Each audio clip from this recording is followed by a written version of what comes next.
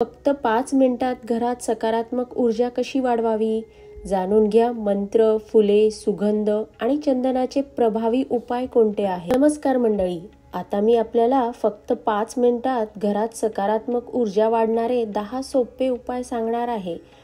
तर ते कसे आपण बघूयात. आपल्या घरात शांती, आनंद आणि सकारात्मक ऊर्जा टिकवण्यासाठी वेदशास्त्र, वास्तुशास्त्र आणि मंत्रविद्या यामध्ये अनेक मार्ग सांगितले आहेत. काही सोपे उपाय करून बघितल्यास आपल्या घरात तणाव, नकारात्मकता आणि अशांतता दूर होऊ शकते.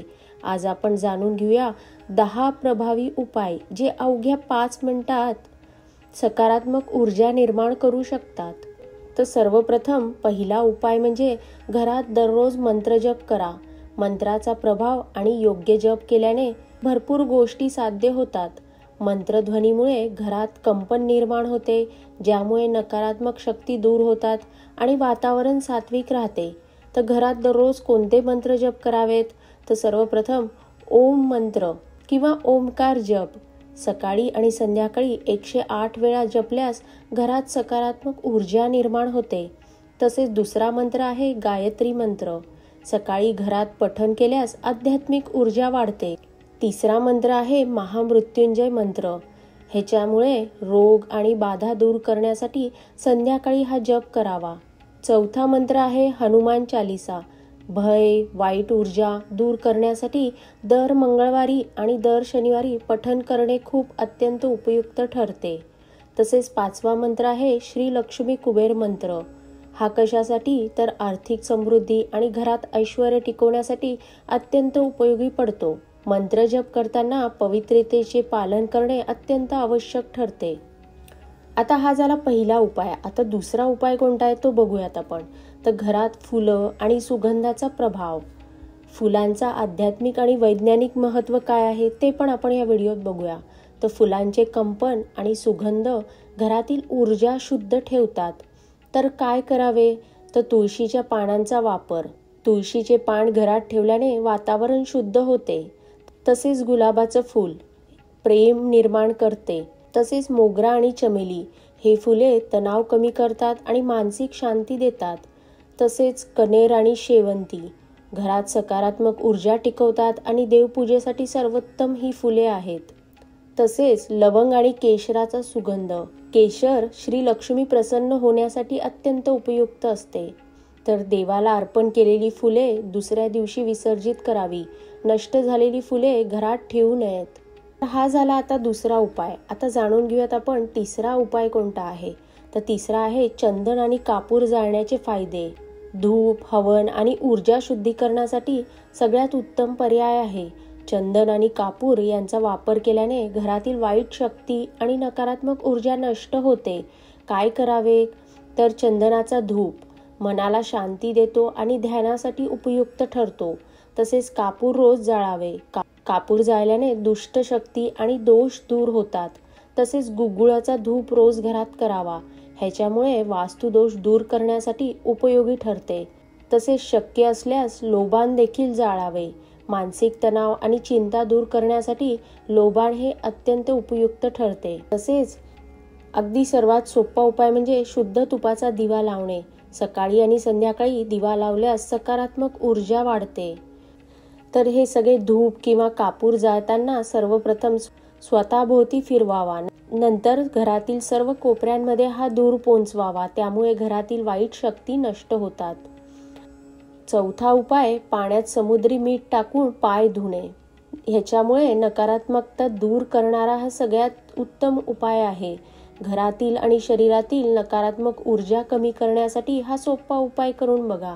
तर कसा करावा? एका बादलीत कोमट पाणी घ्या. त्यामध्ये 1 चमचा समुद्री मीठ टाका.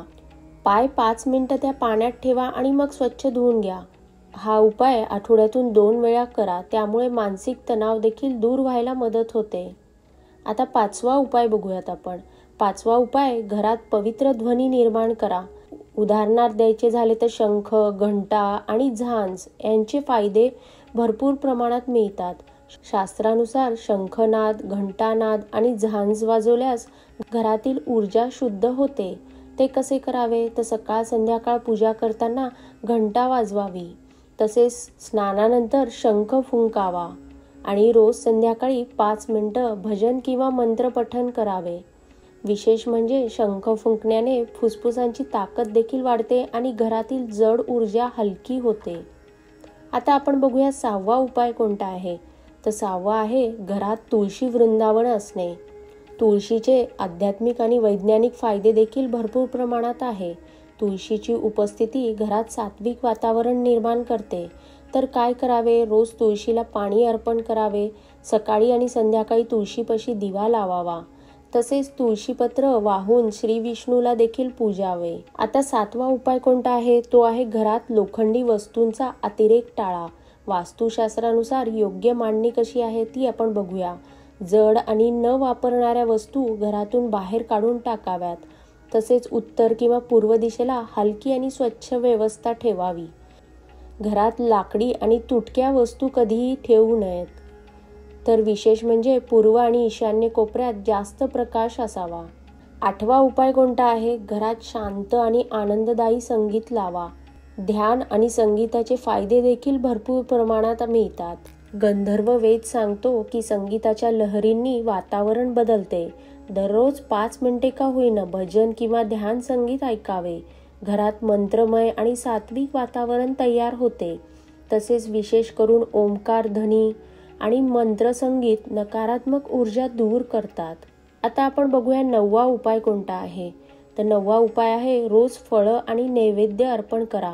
प्रत्येक दिवशी फळ आणि गोड पदार्थ देवाला अर्पण करावेत.